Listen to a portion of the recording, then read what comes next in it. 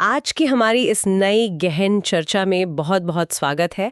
आज का जो हमारा विषय है ना, वो कुछ ऐसा है जो ज्योतिष को देखने का हमारा पूरा नजरिया ही बदल सकता है। जी बिल्कुल। और मुझे लगता है कि ये चर्चा बहुत सी भ्रांतियों को भी तोड़ने वाली है। सही कहा।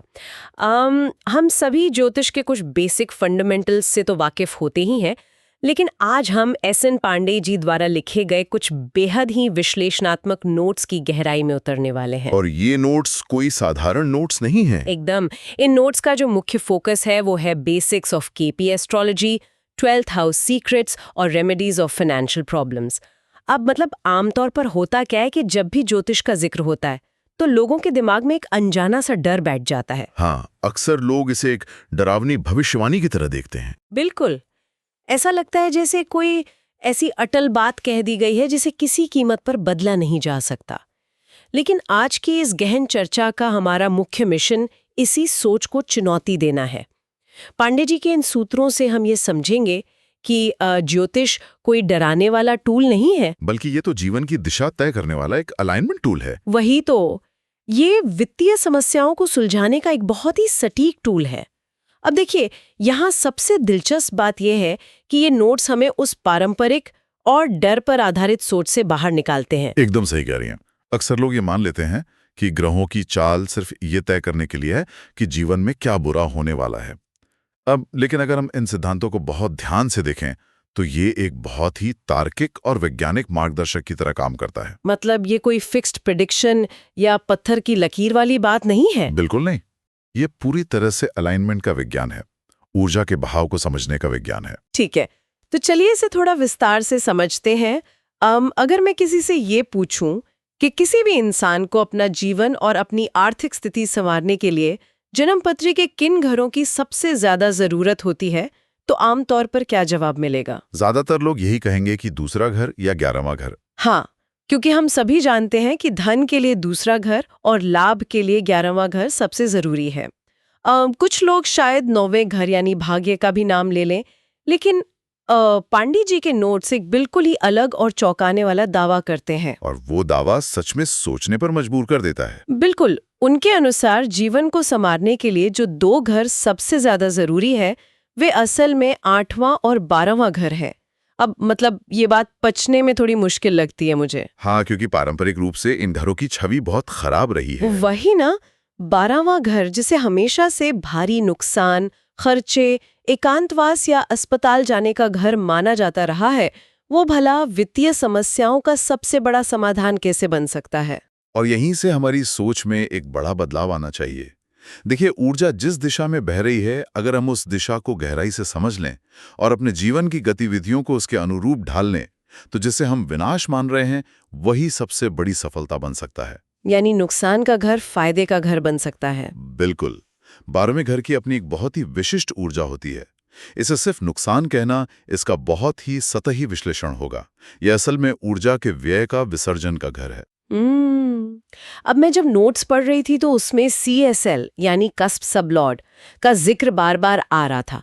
अगर मैं इसे सही समझ रही हूँ तो केपी एस्ट्रोलॉजी में ये एक तरह से उस घर का मैनेजर या निर्णायक ग्रह है जो ये तय करता है कि असली परिणाम क्या मिलेगा। सही। आपने बिल्कुल सटीक समझा। कस्प सबलॉर्ड ही वो सूक्ष्म बिंदु है जो ये निर्धारित करता है कि किसी विशेष घर का जो वादा है वो पूरा होगा या नहीं। अब इसे करियर के नजरिए से देखते हैं। जी, करियर तो हर इंसान के लिए सबसे जरूरी हिस्सा है। बिल्कुल। और करियर का अध्ययन करते समय हम मुख्य रूप से 3 घरों पर ध्यान देते हैं। 6ठा घर जो नौकरी या सेवा को दर्शाता है, 7वां घर जो स्वतंत्र व्यापार या पार्टनरशिप का है, और 10वां घर जो इंसान के प्रोफेशन या उसके रुतबे को बताता है। और यहीं पर आकर वो 12वें घर वाली पहेली उलझ जाती है। मान लीजिए कि किसी व्यक्ति के इन महत्वपूर्ण घरों 6ठे, 7वें या 10वें घर के कस्प सब लॉर्ड का कनेक्शन 12वें घर से जुड़ जाए तो क्या होगा? यह एक बहुत ही आम और चुनौतीपूर्ण स्थिति है। 12वां घर जैसा कि नोट्स में है, निराशा, नुकसान या एकांतवास का है। अगर एक शब्द में कहूं तो यह भटकाव या डिस्ट्रैक्शन का प्रतीक है। तो अगर नौकरी वाले घर का मैनेजर इस भटकाव वाले घर में बैठ जाए तो अलजाहिर है कि उस इंसान का अपनी नौकरी में कभी मन नहीं लगेगा। एकदम सही। ऐसी स्थिति में उस जातक को अपने काम में गहरी शून्यता या अजीब सी असंतुष्टि महसूस होगी। उसे लगेगा कि वो गलत जगह फंसा हुआ है। तो पारंपरिक ज्योतिष तो शायद यही कहेगा कि इसका करियर खराब हो गया। हाँ, पारंपरिक तौर पर लोग इसे संघर्ष का नाम दे देते हैं। लेकिन अगर हम इसे अलाइनमेंट के नजरिए से देखें तो इसका समाधान बहुत ही तार्किक है। यदि वो व्यक्ति अपने मौजूदा काम में ही 12वें घर की विशेषताओं को जानबूझकर शामिल कर ले तो ये भटकाव तुरंत खत्म हो जाएगा। लेकिन क्या ये इतना आसान है? मतलब नोट्स कहते हैं कि 12वां घर विदेश का या दूरस्थ स्थानों का भी होता है। तो क्या सिर्फ विदेश की टिकट कटा लेने से या किसी एमएनसी में नौकरी कर लेने से वो सारा भटकाव एक बड़ी सफलता में कैसे बदल जाएगा? ये सिर्फ टिकट कटाने की बात नहीं है। ये असल में उस घर की मांग को पूरा करने की बात है। देखिए, 12वां घर स्वदेश से दूरी और अज्ञात की ऊर्जा मांगता है। अच्छा, मतलब उससे दूर जाना ही है। बिल्कुल। जब कोई व्यक्ति अपनी जन्मभूमि पर रहकर सुबह 9 से 5 की सामान्य नौकरी करने की कोशिश करता है तो 12वें घर की ऊर्जा उसे परेशान करती है, क्योंकि उस ऊर्जा का स्वभाव ही दूरी है। और जब वो विदेशी कंपनी के लिए काम करता है तो वो अनजाने में ही उस 12वें घर की ऊर्जा को एक सही दिशा दे रहा होता है। मान लीजिए वो ऐसे प्रोजेक्ट्स संभाल रहा है जिसका क्लाइंट 7 समंदर पार है, तो ऊर्जा को बहने का रास्ता मिल गया। जो घर पहले डिस्ट्रैक्शन पैदा कर रहा था, अब वही उसे विदेशी प्रोजेक्ट में जबरदस्त सफलता दिलाएगा। इसे ही हम अलाइनमेंट कहते हैं। ये तो वाकई कमाल का नजरिया है। एक तरह से हम उस ग्रह को वही दे रहे हैं जो वो चाहता है, बस अपनी शर्तों पर दे रहे हैं। बिल्कुल अपनी शर्तों पर। तो 12वां घर भटकाव का है, ये तो साफ हो गया। लेकिन पांडे जी के नोट्स में एक और बहुत दिलचस्प गणित है। मतलब कुंडली में सिर्फ एक ही 12वां घर नहीं होता।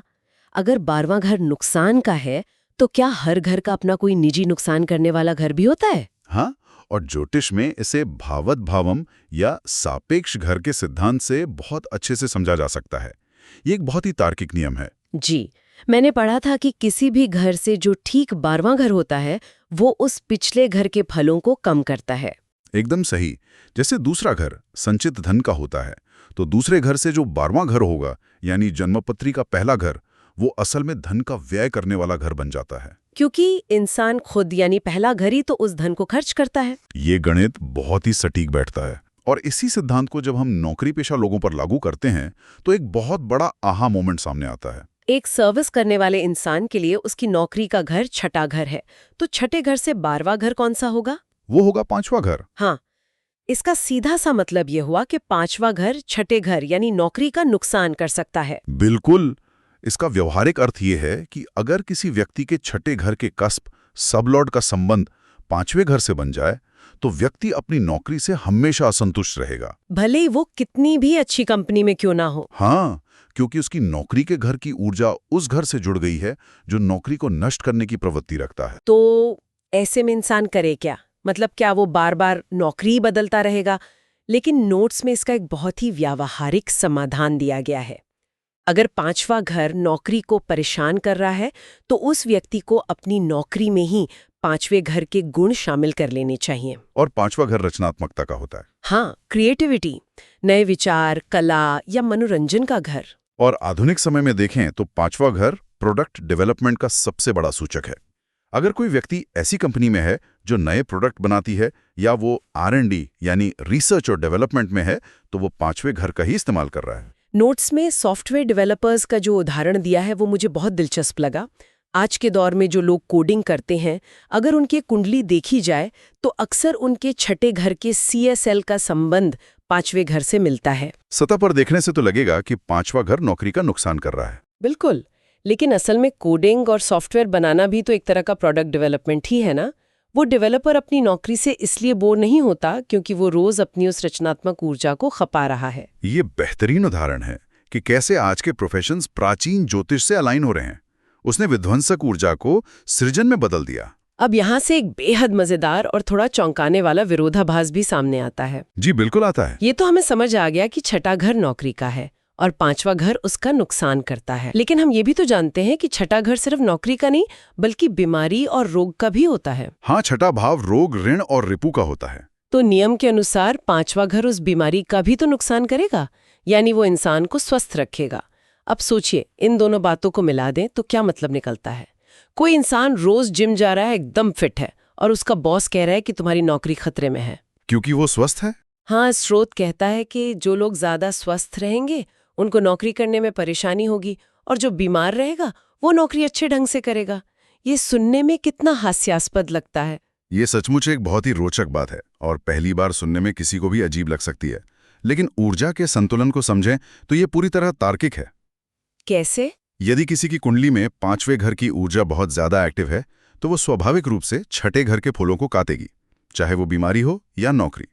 अगर व्यक्ति शारीरिक रूप से एकदम फिट है तो इसका मतलब है 5वां घर बहुत ताकतवर है। और वो छठे घर को कमजोर कर रहा है। बिल्कुल, और इसका असर नौकरी पर भी पड़ेगा।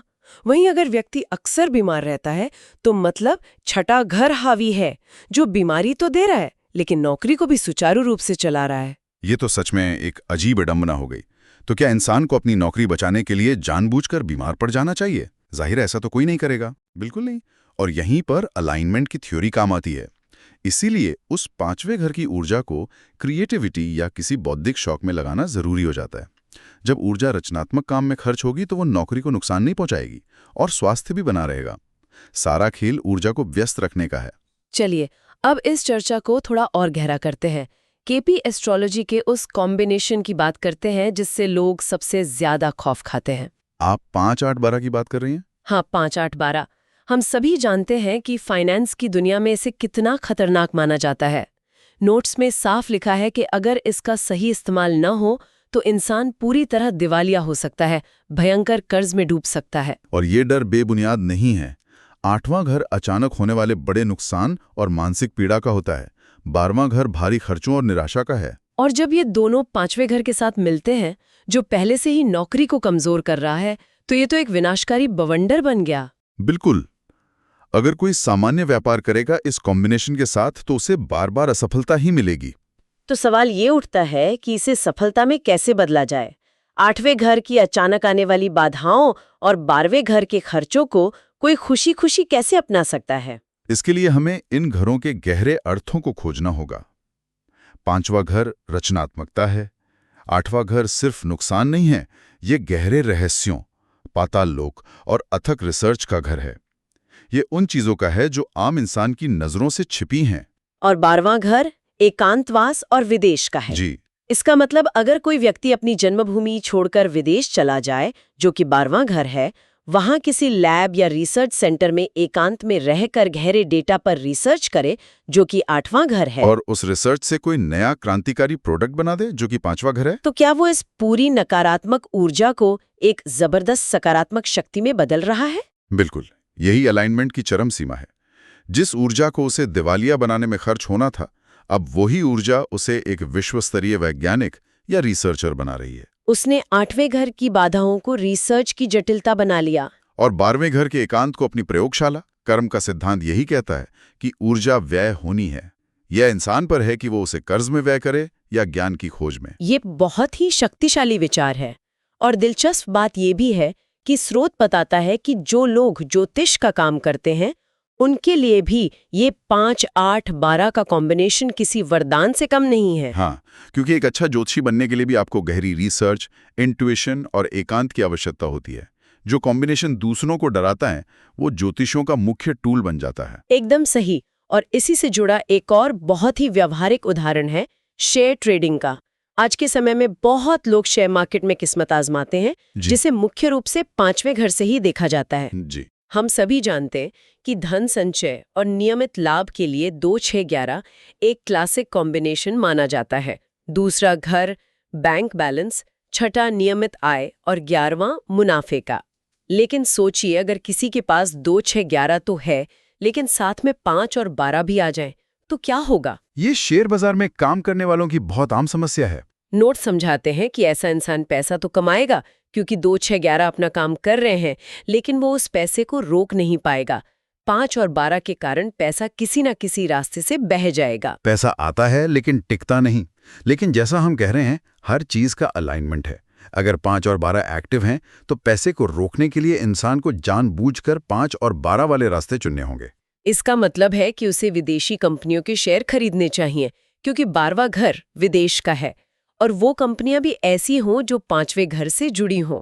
जैसे कि कोई global entertainment company, gaming company या बच्चों के प्रोडक्ट बनाने वाली कंपनी। हाँ, अगर निवेश इस दिशा में किया जाए तो नुकसान के बजाय मुनाफा कई गुना बढ़ जाएगा। ये सच में बहुत सटीक विश्लेषण है और इसी बात को गहराई से समझाने के लिए स्रोत में पाराशरी ज्योतिष का एक बेहतरीन उदाहरण भी दिया गया है। वो कुंभ लग्न वाला उदाहरण ना? हाँ, वो कुंभ लग्न वाला उदाहरण मेरी आंखें खोलने वाला था। मैं समझाती हूँ। मान लीजिए किसी का लग्न कुंभ यानी इक्वेरियस है। पाराशरी में भी शेयर ट्रेडिंग पांचवें घर से देखते हैं। अगर कुंभ लग्न वालों के पांचवें घर में शनि और बृहस्पति एक साथ बैठे हैं तो क्या होगा? यहाँ बृहस्पति दूसरे और 11वें घर का मालिक होता है। बिल्कुल। तो बृहस्पति का पांचवें में बैठना बहुत शुभ है, वो भारी मुनाफा कराएगा। लेकिन यहाँ पेंच ये है कि उसी घर में शनि भी बैठा है और कुंभ लग्न के लिए शनि 12वें घर का स्वामी होता है, यानी व्यय और नुकसान का घर। तो यहाँ एक रस्साकशी शुरू हो जाती है। बृहस्पति फायदा देगा और शनि अपने 12वें घर के स्वभाव से उसे खर्च कराने या नष्ट करने की कोशिश करेगा। तो ऐसे में इंसान क्या करे? क्या वो शेयर बाजारी छोड़ दे? नहीं, स्रोत कहता है कि उसे शनि के 12वें घर वाले स्वभाव को संतुष्ट करना होगा। उसे विदेशी शेयर लेने चाहिए और इससे भी अहम बात कि उसे लंबी अवधि यानी लॉन्ग टर्म के लिए निवेश करना चाहिए। ये लॉन्ग टर्म वाला पॉइंट मुझे बहुत दिलचस्प लगा। लॉन्ग टर्म निवेश 12वें घर को कैसे संतुष्ट करता है? ये ज्योतिष की बहुत सुंदर व्याख्या है। देखिए, 12वां घर आइसोलेशन या चीजों को पहुंच से दूर कर देने का घर है। जब कोई निवेशक अपना पैसा लंबे समय के लिए ब्लॉक कर देता है तो वो पैसा उसके रोजमर्रा के इस्तेमाल से आइसोलेट हो जाता है। ओहो, मतलब पैसा एक तरह से कैद हो गया। हाँ, शनि जो कि एक धीमी गति का ग्रह है और 12वें का स्वामी है, इस लंबी अवधि के ब्लॉक होने से पूरी तरह संतुष्ट हो जाता है। जो शनि पहले पैसे को नष्ट करने पर तुला था, अब वो उसे सुरक्षित निवेश में व्यय कराकर भविष्य सुरक्षित कर देता है। ये एक बहुत ही सशक्त उदाहरण है कि हम किसी भी ग्रह के प्रभाव को अपने अनुकूल बना सकते हैं। बस ये जानना है कि ऊर्जा कहाँ खपानी है। बिल्कुल। और ये चर्चा हमें आज के सबसे गहरे और दार्शनिक बिंदु पर ले जाती है, नियति बनाम स्वतंत्र इच्छा यानी डेस्टिनी वर्सेस फ्री विल। क्या सब कुछ पहले से तय है? ये तो सदियों पुराना सवाल है, लेकिन पांडे जी के नोट्स के अंत में जो उदाहरण है वो इसका शानदार उत्तर देता है। वो उदाहरण ये है कि मान लीजिए किसी जातक का कोई ग्रह पहले घर को दर्शा रहा है जो कि इंसान खुद है, और उसका सब लॉर्ड 12वें घर को दर्शा रहा है। तो नियम के अनुसार 3 बातें हो सकती हैं। पहली, वो बीमारी के कारण अस्पताल जा सकता है। दूसरी कि वो एकांतवास या आइसोलेशन में जा सकता है। और तीसरी कि वो विदेश जा सकता है। ये एक बहुत गहरा सवाल खड़ा करता है। बिल्कुल। अगर नियति फिक्स्ड होती, एक लिखी हुई स्क्रिप्ट होती, तो 3 अलग परिणाम क्यों मिलते? इसका अर्थ है कि ज्योतिष केवल संभावनाएं दिखाता है, ऊर्जा का बहाव दिखाता है, अंतिम फैसला नहीं। यही इस पूरे विषय का सार है। नोट्स में स्पष्ट है कि यह इंसान की फ्री विल है कि वो अपनी डेस्टिनी कहाँ ले जाना चाहता है। ऊर्जा तो 12वें घर की तरफ बह रही है, लेकिन क्या वो उसे मजबूरी में अस्पताल के बिस्तर पर खर्च करेगा या स्वेच्छा से विदेश यात्रा करके उसे संतुष्ट करेगा? सितारे बस विकल्प देते हैं, चुनाव इंसान का है। इसीलिए अगर कभी कोई भविष्यवाणी सच नहीं होती तो इसका मतलब है कि इंसान ने अपने घरों को अच्छे से अलाइन कर लिया है। उसने नकारात्मक भविष्यवाणी को खुद ही टाल दिया। ये सचमुच एक अद्भुत नजरिया है। तो आज की चर्चा को अगर हम समेटें तो सबसे बड़ा टेक अवे यही है कि ज्योतिष में डरने वाली कोई बात नहीं है। ये सिर्फ ऊर्जाओं के अलाइनमेंट का विज्ञान है। गलत माने जाने वाले घरों की ऊर्जा को समझदारी से दिशा देकर बड़े नुकसान को बड़े फायदे में बदला जा सकता है। ऊर्जा ना अच्छी होती है न बुरी, सारा खेल सांचे का है। और इस पूरी चर्चा के बाद एक बहुत बड़ा विचार सामने आता है जिस पर हम सभी को सोचना चाहिए। ये सीधा नोट्स में नहीं है, पर सार यही है। वो विचार क्या है? अगर हम अपनी दैनिक गतिविधियों को बदलकर, काम करने के तरीके या निवेश के तरीके बदलकर इन चुनौतीपूर्ण घरों को संतुष्ट कर सकते हैं, तो क्या इसका मतलब ये नहीं है कि हम अपना भाग्य खुद गढ़ सकते हैं? बिल्कुल कर सकते हैं। क्या हम महंगे रत्नों या खर्चीले अनुष्ठानों पर निर्भर रहने के बजाय सिर्फ अपनी आदतें बदलकर हर नकारात्मक प्रभाव को बेअसर कर सकते हैं? असली उपाय पत्थर पहनना है या कर्मों को अलाइन करना? ये विचार इंसान को डरा हुआ नहीं छोड़ता, बल्कि सशक्त बनाता है। ये सच में बहुत ही विचारोत्तेजक बिंदु है। अगर हम सचेत रूप से अपनी आदतें बदल लें तो शायद सितारे भी तालमेल बिठाने पर मजबूर हो जाएं। आत्मनिरीक्षण और कर्मों का अलाइनमेंट ही शायद सबसे बड़ी रेमेडी है। इस शक्तिशाली विचार के साथ मुझे लगता है आज के लिए इतना काफी है। जी, सोचने के लिए बहुत कुछ है। उम्मीद है इस चर्चा से सभी को नई और व्यवहारिक बातें सीखने को मिली होंगी।